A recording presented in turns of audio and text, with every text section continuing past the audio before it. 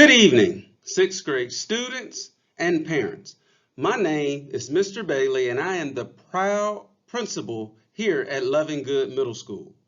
Welcome to Loving Good's Grade 6 Virtual Open House. Our mission here at Loving Good Middle School is to develop a culture of clear, consistent, and creative practices that cultivate student achievement. Our vision is to create an environment where students are inspired to succeed. I will give some more information about the virtual open house and Loving Good in a few moments, but first, a few words from Miss Dickerson, the sixth grade counselor.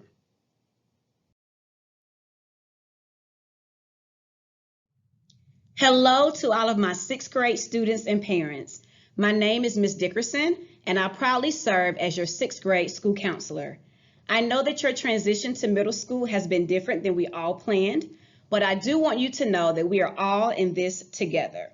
My job doesn't stop just because we are virtual. I will still deliver school counseling lessons and make myself accessible to all of you. This year, we will work to find out each of your unique learning styles and help establish what kind of middle school student you will be. In addition, each of your homeroom teachers will have a link to my virtual office on their platforms. Please visit my virtual office and don't forget to complete my brief assignments. My virtual office will also have a link to our school counseling needs assessment and a link to make an appointment with me. I look forward to meeting all of you virtually and hopefully face-to-face later in the year. Until then, welcome to Loving Good and enjoy open house tonight.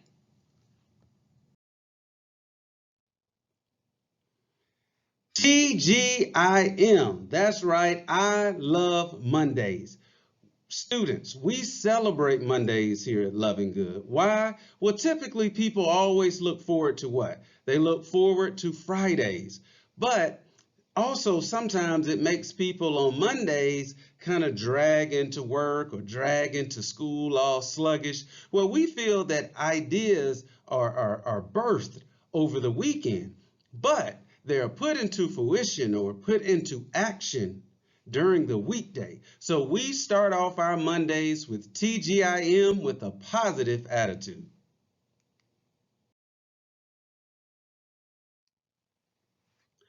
Now, there's going to be some things, parents, with this new unpredictable times that we are currently in now that is really going to cause you some frustration. So let me go ahead and get ahead of it.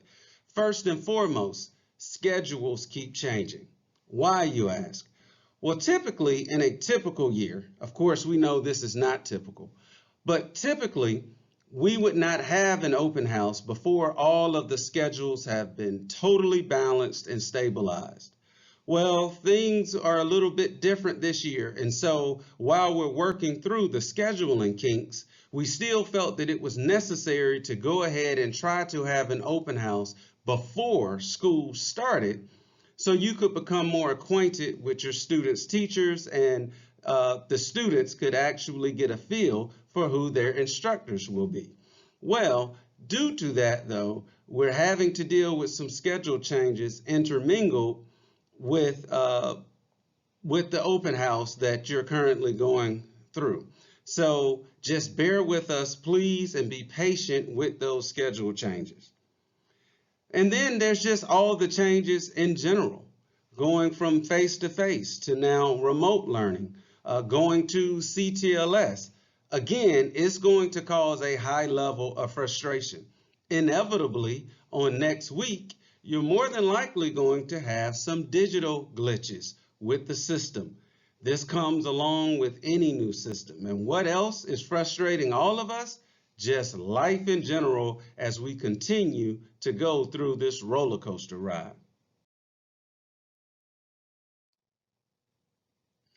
One of the changes is CTLS Learn will become the teacher blog. So the reason for this is because we heard in the spring a lot of so many different platforms and having to search for so much different information and blogs looking totally different.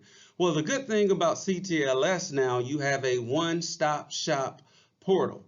So now the teacher blogs are embedded into CTLS. Now keep in mind, CTLS Parent is where teachers will make posts periodically to update you on important information. And CTLS Learn is where your student will see all of their resources and all of the schedules throughout the week in their particular classes. Now, you're probably also wondering, well, when is my student going to be able to log into this CTLS Learn? The district will be communicating information at some point this week that will walk you through the steps of your student being able to log in to CTLS Learn. Keep in mind, for the first week, we just need your student to be able to log in. We want everyone to just relax. Why? Because everyone is overwhelmed. Teachers, administrators, district personnel, parents, and students. So what I say is everyone is overwhelmed. So it is important for everyone to remember how that feels when someone needs a little bit of empathy. We have to work together throughout this year. We have to make collective commitments to each other. And so I have been communicating that we are going to roll out our collective commitments to you, the community, and some of the collective commitments we need from the community to us. Hopefully, I will be able to publish that on Friday. But in a nutshell, we basically simply have to all work together during this time. The main thing is we cannot allow our frustration to be taken out on each other, because the only way we are going to make the best out of this situation is we all have to work together for the betterment of our students. Having said that, empathy is not the enemy of accountability. And so we will be accountable as a school to provide live instruction, to be accessible to parents and to students, and to also have intervention sessions and acceleration sessions for our students.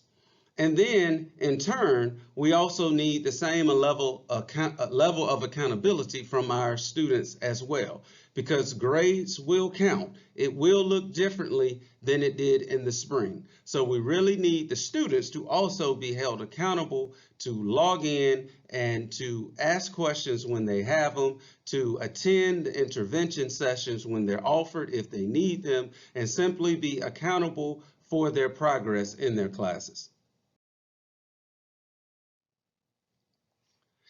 This accountability includes digital behavior.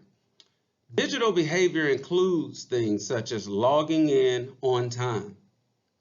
We need students to be dressed appropriately when they're logged in to live sessions. We encourage students to have their cameras on. We encourage our students to have a consistent workspace. And also, families should not engage educators during their instruction. It is most appropriate to reach out to our educators via email, set up conference times, but we do not want any outside engagement during their live sessions.